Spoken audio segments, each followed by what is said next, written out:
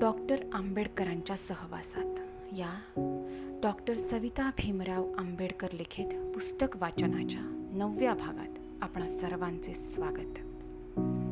मागील भागात आपण पाहिले सौरमाबाईंचे शोचनीय निधन, धर्मांतराच्या घोषणेचे पडसाद, क्रिप्स मिशनने केलेला आघात आणि घटना समितीतील डॉक्टर आंबेडकरांचे ऐतिहासिक कार्य. या भागात आपण पाहणार आहोत एकाकी डॉक्टर आंबेडकर. डॉक्टर आंबेडकरांनी मला घातलेली लग्नाची मागणी आणि त्यांची लग्नाबद्दलची मते. डॉक्टर आंबेडकरांवरील उपचार. डॉक्टर आंबेडकरांची आणि माझी पहिली भेट झाल्यावर एके दिवशी ते मी काम करत असलेल्या डॉक्टर मालवणकरांच्या कन्सल्टिंग रूमवर हजर झाले. डॉक्टर मालवणकरांनी त्यांची तपासणी केली. येथवरच्या घटना वर आल्याच आहेत. त्यापुढील इतिहास आता सलगपणे पाहू. डॉक्टर आंबेडकरांची तपासणी केल्यावर त्यांची स्थिती पाहता त्यांना रोज इन्सुलिन देण्याबरोबरच नियमित व्यायाम व जेवणात पथ्ये पाळणे, विशिष्ट पद्धतीचे जेवण घेणे अत्यावश्यक होते. म्हणून आम्ही त्यांना सर्व प्रकारची माहिती आणि सूचना लिहून दिल्या. औषधासंबंधीची माहिती म्हणजेच प्रिस्क्रिप्शन व आहारासंबंधीच्या सूचना व पथ्ये लिहून दिली. तो कागद डॉक्टर आंबेडकरांना देऊन मी म्हणाले, डॉक्टर साहेब, यात लिहिल्याप्रमाणे आपला आहार घ्या, तसेच पथ्येही पाळा. डॉक्टर आंबेडकर मध्येच म्हणाले, पण हे सर्व मला कसे जमणार? मी त्यांना म्हटलं, तुमच्या घरच्यांना हे जमणार नसेल तर एखादी नर्स ठेवा. डॉक्टर आंबेडकरांशी माझा चांगलाच परिचय झाला होता. त्यामुळे आपुलकीच्या भावनेने मी सहजच बोलून गेले. हवं तर मी थोडे दिवस येऊन राहीन आणि बाईंना, सौ आंबेडकरांना सगळं शिकवीन. हे ऐकून ते काहीसे गंभीर झाले. नंतर नुसतेच हसले, पण त्या हसण्यात काहीसा खेद वाटला. मला कळेना की ते असे का वागत आहेत. मी त्यांच्या भावना तर दुखावल्या नाहीत ना. पण भावना दुखावण्यासारखं मी काही बोललेही नव्हते. त्यामुळे माझे मीच विचारमग्न झाले की असे का व्हावे.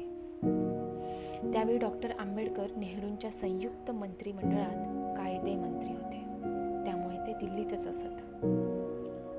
नंतर डॉक्टर आंबेडकर जेव्हाही मुंबईला येत तेव्हा आवर्जून आमच्या कन्सल्टिंग रूमवर येत असत. प्रकृतीच्या तक्रारी सांगत. डॉक्टर मालवणकरांनी लिहून दिलेल्या औषधांचा त्यांना उतारा पडत होता. डॉक्टर मालवणकर त्यांचे वैद्यकीय सल्लागारच नव्हे तर घनिष्ठ मित्र बनले होते. दिल्लीहून अनेक वेळा मालवणकरांना फोन करून प्रकृतीबद्दल कळवीत आणि औषधोपचाराबद्दल सल्लाही घेत. डॉक्टर मालवणकरांशी पत्रांद्वारे, फोनद्वारे ते सतत संपर्क ठेवून असत. मालवणकरही आपल्या या मान्यवर पेशंटशी अत्यंत आपुलकीने वागत. हातातील इतर कामे बाजूला सारून डॉक्टर आंबेडकरांना प्राधान्य देत असत. गरज पडल्यास डॉक्टर आंबेडकर फोन करून मालवणकरांना दिल्लीलाही बोलवून घेत. डॉक्टर आंबेडकरांनी बोलावल्यावर मालवणकर जराही आढेवेढे न घेता त्वरित दिल्लीला रवाना होत. डॉक्टर आंबेडकरांच्या पत्रव्यवहारातून या गोष्टींना पुरावे मिळतील. जिज्ञासूंनी अवश्य पाहावेत. डॉक्टर आंबेडकरांसारख्या महान व्यक्तीवर, भारतीय घटनेच्या शिल्पकारावर, भारताच्या कायदे मंत्र्यावर उपचार करण्यात साहजिकच आम्हा सर्व डॉक्टर मंडळींना अपार अभिमान वाटत असे हे सांगणे नकोच. एकाकी डॉक्टर आंबेडकर. डॉक्टर आंबेडकर मुंबईला आले म्हणजे आमच्या कन्सल्टिंग रूमवर आणि पार्ल्याला डॉक्टर रावांकडे हमखास येत. त्यामुळे या दोन्ही ठिकाणांपैकी कुठेतरी त्यांची माझी भेट निश्चितच होत असे. अशाच एका भेटीच्या वेळी मी त्यांना जेवणाबद्दल आणि पथ्य पाण्याबद्दल सांगत होते. तेव्हा ते काहीसे अगतिकपणे मला म्हणाले, अहो डॉक्टर, हे सर्व ठीक आहे, पण माझ्या घरात कोणीही बाई माणूस नाही. मी अगदी एकटा आहे. तेव्हा हे सर्व पथ्य पाणी कोणाला सांगू? हे ऐकल्यावर माझे मन अंतर्मुख झाले.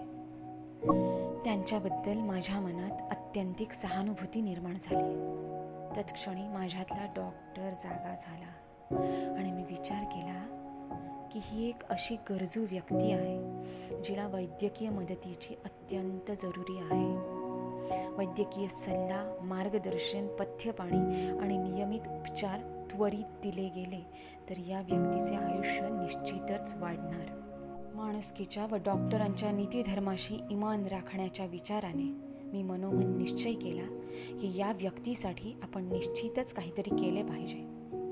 क्षणभर थांबून निश्चयाने आणि उत्साहाच्या भरात मी त्यांना म्हटलं, डॉक्टर साहेब, तुमची कौटुंबिक परिस्थिती ऐकून मला फार वाईट वाटले. तुमची प्रकृतीही नाजूक आहे, त्यावर उपचार करणे जरुरी आहे.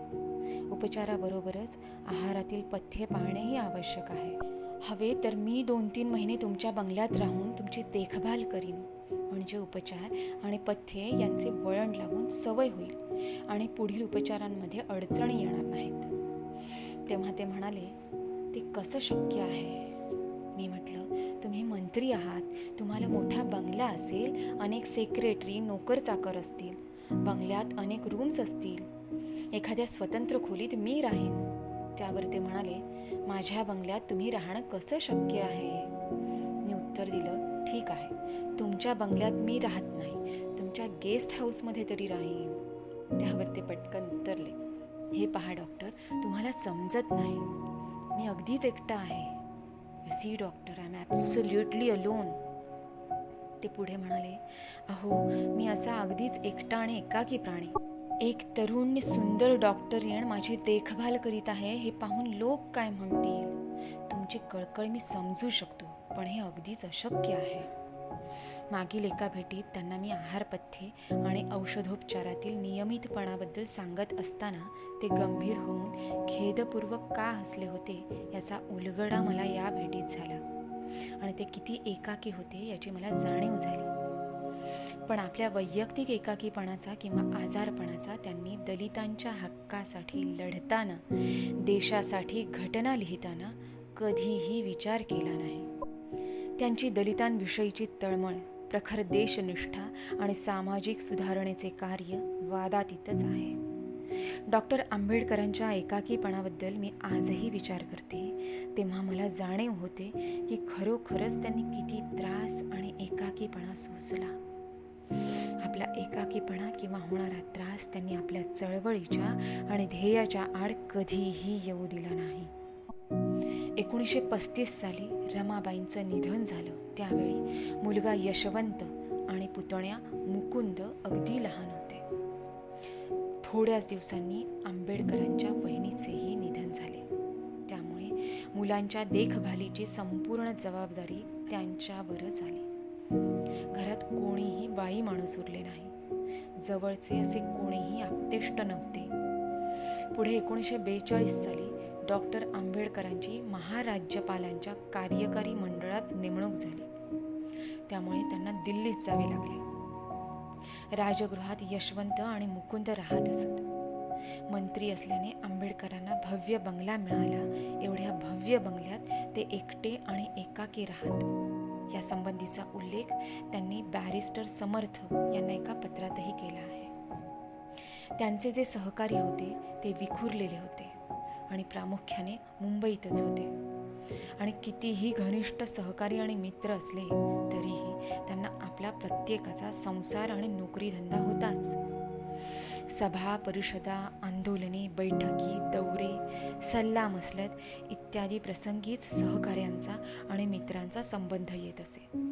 इतर वेळ हा त्यांना एकाकीच घालवावा लागत असे. त्यांची वैयक्तिक सेवा आणि आपुलकीने पूर्ण वेळ देखरेख करायला कोण होतं? त्यामुळे त्यांना रात्र रात्र वेदना सहन करीत तळमळत पडून राहावे लागत असे. डॉक्टर साहेबांच्या शब्दावर जीव देण्यासाठी लाखो अनुयायी तयार होते, पण वैयक्तिक आणि कौटुंबिक जीवनात ते अतिशय एकाकी होते. आपल्या प्रकांड पांडित्याने आणि ऐतिहासिक कार्याने डॉक्टर आंबेडकर अत्युच्च अशा स्थानावर पोहोचले होते. त्यामुळे त्यांच्या सहकारी अनुयायात आणि त्यांच्यात बौद्धिक पातळीची अदृश्य अशी प्रचंड दरी होती.